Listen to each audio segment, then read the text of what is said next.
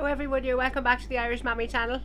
You just see me sowing seeds. Today is one of those days where I'm just pottering about the garden, so I'm in and out from the house to the garden whenever I get the opportunity, just doing little jobs as they come into my head. So I've just sown dill seeds there, parsley, anise and caraway, and I was thinking about it, they're all actually probably umbelliferous plants, meaning that they produce umbrella shaped flowers. So the next job on the list is to get sweet corn sown. I soaked this yesterday, you'll have seen that too. I tend to soak my sweet corn seed in water for about 18 to 24 hours before I sow them. I find it helps them germinate just that little bit faster. Sweet corn can be hard enough to germinate actually, and from my research on it, seemingly because the sweet corn is high in sugars, it seems to stop it from germinating very well. So there's something about soaking it in the water that reduces the sugars and helps it to germinate.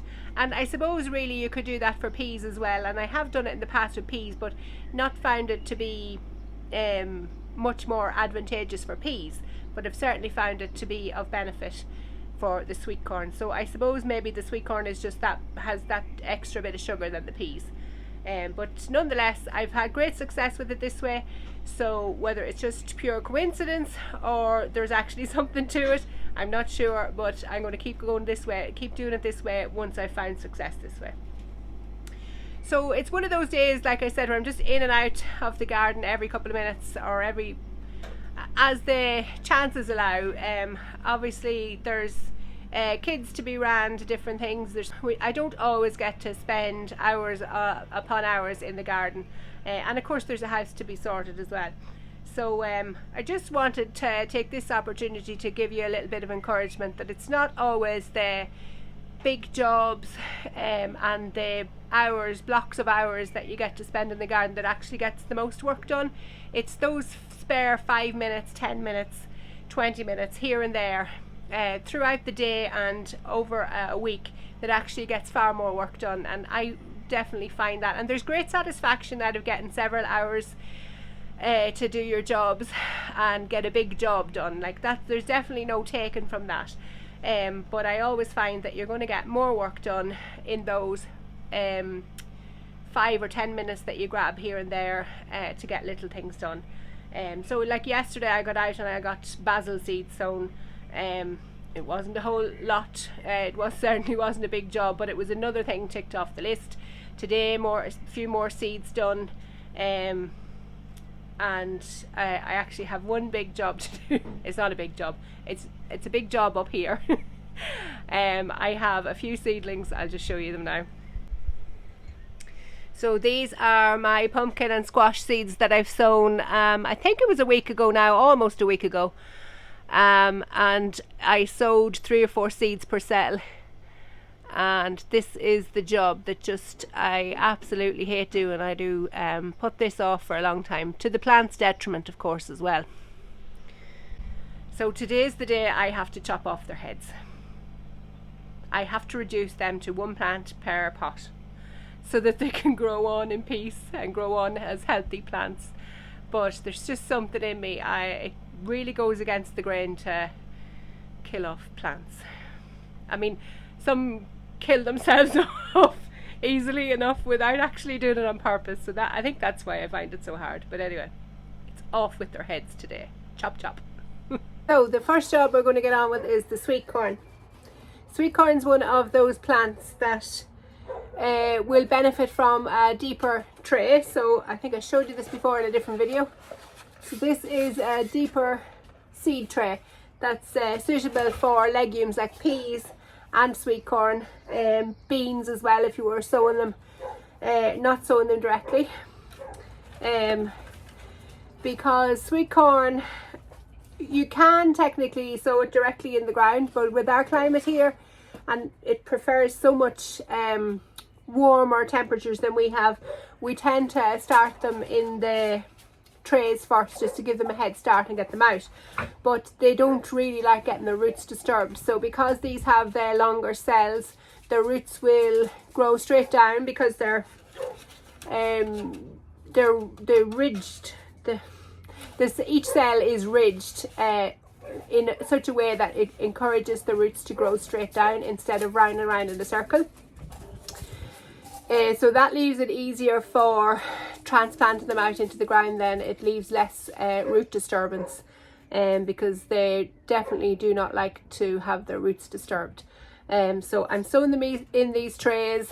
I suppose it saves on having to re-sow then after. I'm sure of the amount of plants I'll have when they have germinated in this tray, whereas to sow them directly in a bed outside, it'd take too long to be sure they hadn't germinated, because it'd take them so long to actually germinate that it would be too late to then re-sow in the places that hadn't germinated. I hope that makes sense. So that's why I sow them in trays beforehand. And I'm just sowing them in normal seed compost here. I don't intend them to be very long in the tray, so 3 weeks probably would be the most. Once I get them germinated and grown, like just an inch or two is all they'll have to grow to get them out directly into the ground.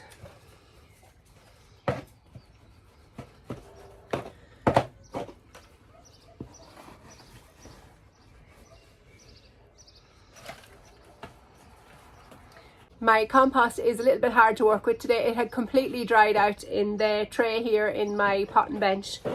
So yesterday I went and just soaked it with water and allowed it to sit and soak up the water. So now it's probably too wet at this stage, but it won't be long drying out once it gets into the trays, especially in the greenhouse here. It just leaves it that little bit harder to work into the trays. So I'm going to come back to you when I have this done.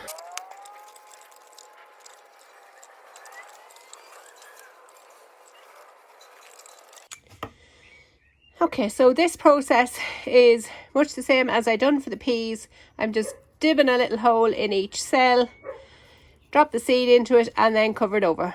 It's not rocket science really. But then there are some seeds that don't like to be covered. So sweet corn is not one of those. Sweet corn likes to be covered.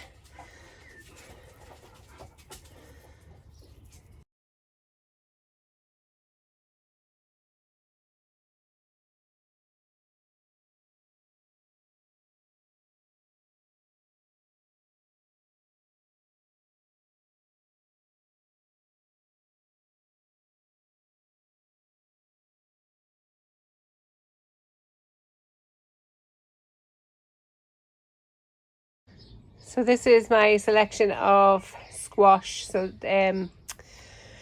all of my winter squash, courgettes, cucumbers, gherkins, they're all here. There's just a few that still haven't germinated over here in the propagator. So the baby boo variety in here at the back hasn't germinated. My cucumber, La Diva cucumbers are just that little bit slower. There's one of them popping out over there, but I'll leave it another few days. And no sign of life in the other one. But out of all the seeds I've sown, I'm pretty happy with the germination rate at the same time. And it's really probably just going to take another few days for those to come out. So this is the wee tool I'm going to use to, excuse my gardening hands, but they will be washed. This is the tool I'm going to use. It's just a wee snipping tool, I suppose you'd call it. For thinning out seedlings or maybe deadheading flowers or something like that. It's very handy. So I'm going to go through and reduce all these, even though it kills me, to 1 plant per pot.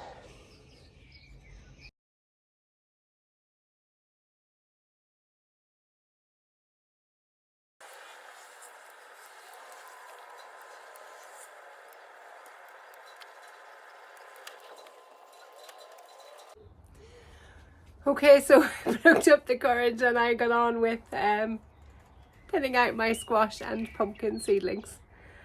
It was a little bit painful, but I got it done. It's for the better of the plants. I have to tell myself that. It's done now anyway, no reversing it. So I have to get on with it. I'll show you what they look like now. So they're looking like they have a lot more room already. I can't remember now if I went through the different varieties, but really, I mean, at this stage they all look the same, but the finished product will be different on them all. Here's hoping they all actually grow now. But realistically, I didn't have room for all the plants. So some of these will go in the side bed that I just created at the side of the house, where I planted my hazelnuts and honeyberries.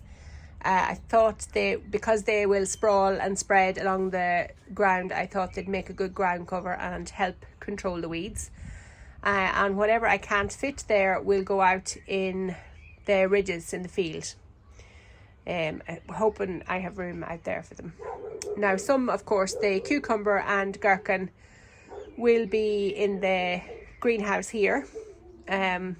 I prefer to grow my cucumbers inside. I just feel I get a better crop from indoor cucumbers.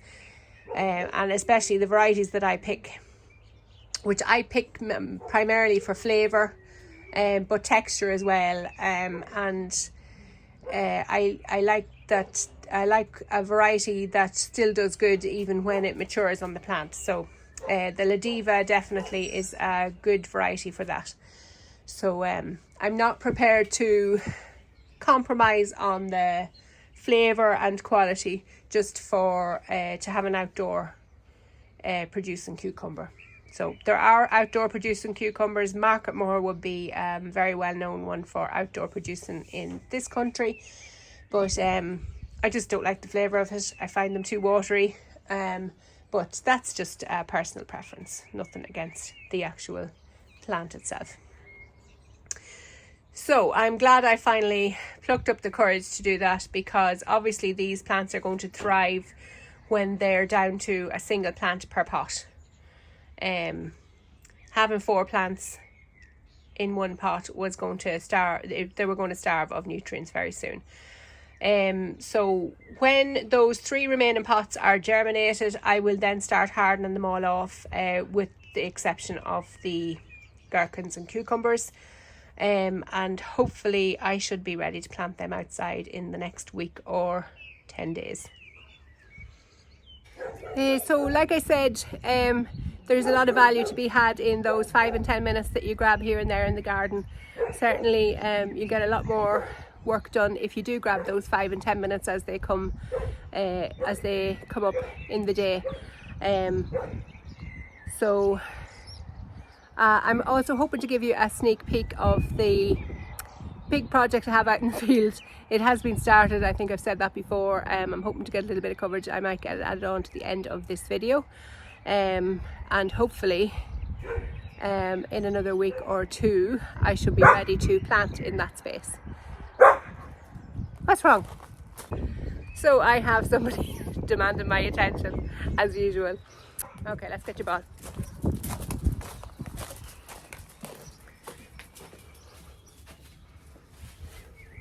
Come on. Ready?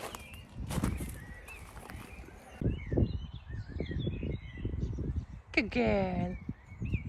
Good girl. So I was really interrupted there, but I was saying that I'm hoping to get my ridges planted up in the next week or 2. Still a little bit of work to do after I get the ridges actually formed. But it'll all be worth it in the end, and hopefully that'll be the last of the big jobs done in the summer, done for the summer. So the gardener gets a little bit of a rest after all's planted, before harvest begins. So I'll be glad of a little bit of rest. So if you've liked this video, press the thumbs up button down below. Don't forget to subscribe if you haven't already, and thanks for watching. Bye bye.